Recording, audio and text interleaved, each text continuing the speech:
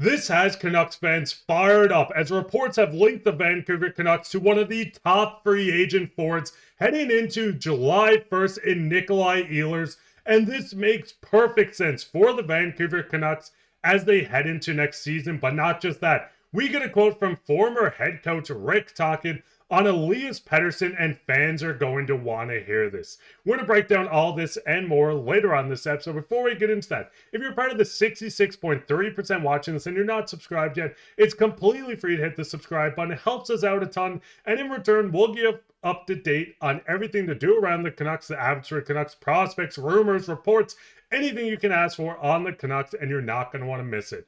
But with that, let's just hop straight into the first topic, where we do see the Canucks have been linked to Nikolaj Ehlers, the Winnipeg Jets star forward, by reports. Now, looking at the report from Ben Kuzma, as he links him as the replacement for Brock Boeser for the Vancouver Canucks. I'm going to go down and link this down in the description. If you want to read through the article, go check it out. It's an awesome read. But we know the biggest thing with the Canucks, they need to add offense. Now, looking at Ehlers, he's going to cost a pretty penny.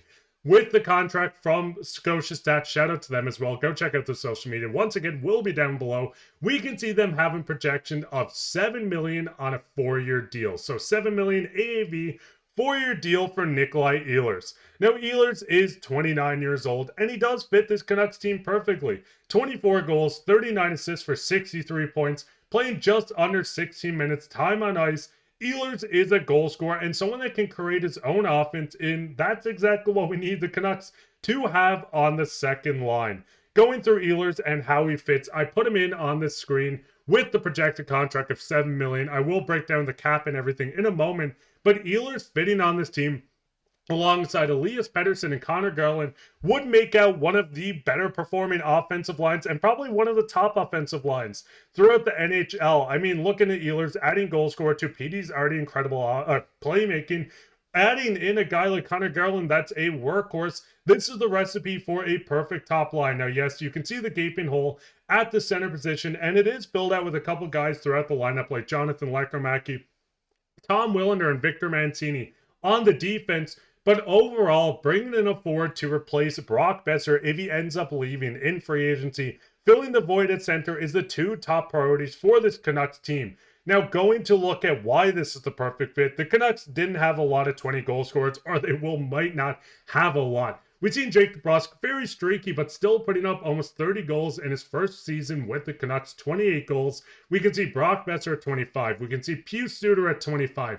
Other than that, those three, the only players on this Canucks team that had scored 20-plus goals this season. You had a couple guys like Garland that were just on the cusp of scoring 20. But going back to the lineup, if you're removing Brock Boeser from this lineup and Pius Suter, you only have one guy that did score 20 goals the last season, and Jake DeBrusk stationed straight on the second line. Now, this is not the projected lineup. This is what I put in as I would run the team if Nikolaj Ehlers was signed.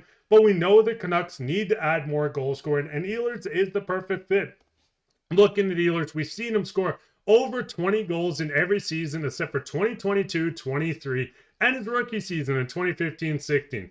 Ehlers is someone that can go out and consistently get you 20 to almost 30 goals each season. Yes, there is a question mark around Ehlers and his health as he did deal with some injuries.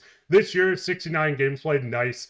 81 last season. Ehlers is in the right direction of getting healthy again. We've seen him perform in the playoffs as well. I mean, 7 points in 8 games this year, 2 assists in 5 games last year. Not the best, but working through on Ehlers, he has had deep runs, productive runs, 15 games in his first taste of playoffs where he had 7 points as well, 3 points in 6 games. Ehlers is in the step of the right direction to become a playoff performer and someone that can consistently score you the goals. Like I said, there's only 3 guys, whenever I can find the screenshot, that did score you 20 goals. You might lose 2 of them, so you need to actively look at adding another one. Now, looking at the cap with Ehlers signed, the Canucks would have roughly $6.9 million in cap space, 21 of 23 of the roster spots filled going into next year. With the projected caps going up and rising year after year, the Canucks would have to find a second-line center for under $7 million unless they trust Filip Hronek when they can go out and bring someone up like Aatu Räty. For the third line, they're going to have to make their magic work. They're going to have to figure out how to fill this position and fill the rest of the team under the salary cap. Every team's dealing with it, but I mean, the big thing is the Canucks do have the OEL buyout, which is almost $5 million, 4.7, I believe. That's against the cap this season as well. It sucks to see him play for Toronto. Well, did play for Toronto, they did lose. But the big thing with the Canucks, the cap is going to continue to rise. You can lock guys up to these contracts. You can fill the roster out. The cap's going to continue to rise up. This season in particular is going to be hard to figure it out. You do have a couple guys going into being a free agent just at the end of next year as well. I mean, Connor Garland is probably the biggest one, but the Canucks need to figure out how they're going to build this team, how they're going to produce, and how they're going to get back into the Stanley Cup playoffs once again and hopefully make it to the finals, finally hoist a cup in Vancouver. I mean, maybe the practice facility will finally be built if they go on a deep run.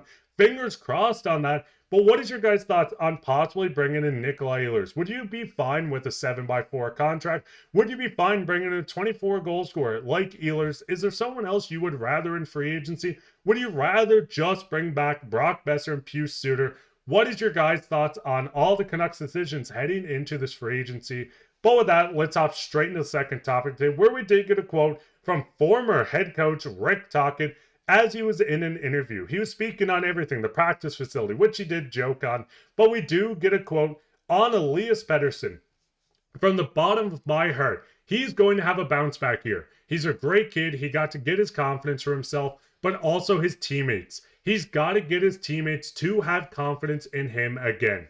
Now, PD had, let's be honest, a terrible season with the Canucks. 45 points in 64 games is not ideal for your star player, your player that you are paying the most, and a top 10 contract in the NHL. Do I think PD can bounce back? Yes. God, yes. We've seen it before. 102 points in a season doesn't just flukily happen. It just happened that this bad season, I mean, last year, 89 points is still a productive season, 34 goals, but we do know how Pettersson can step up. We've seen him step up. We've seen him score 30 goals, 3 straight seasons. Rick Tocchet went in to talk on Pettersson and how he's going to productively get better. He stuck around in Vancouver with Tocchet, worked on it, worked out. They were trying to figure things out. Tocchet obviously went to the enemy in the Philadelphia Flyers, but that's besides the point. We know this season hinges on Pettersson stepping up. Right now, him producing at half a point per game is not good enough. This entire team hinges on Pettersson stepping up, management going out to fill the void at center, fill the void at wing, bringing back key guys. This is a deciding factor, and July 1st is going to be a big one. Will we see Pettersson traded? I doubt it, and I hope not. Will we see the Canucks go out and be active buyers in free agency, or Jim Rutherford being right when he said they're going to get their deals done early, they're going to go out and make trades? This is going to be hectic. You're not going to want to miss it. But what are you guys' thoughts on this? Go ahead and leave a comment down below. While you're down there, leave a like, subscribe, share this with your friends. We're going to be continuously pumping out content all off season going into next year. This is going to be a crazy one. You're not going to want to miss it. And this is the best place to watch it. Well, I hope at least. And if you enjoyed it, go down and tell me. If you didn't, let me know you didn't like it as well. A lot of people already do that. But without that, I've been your host, Mark. Bye and take care.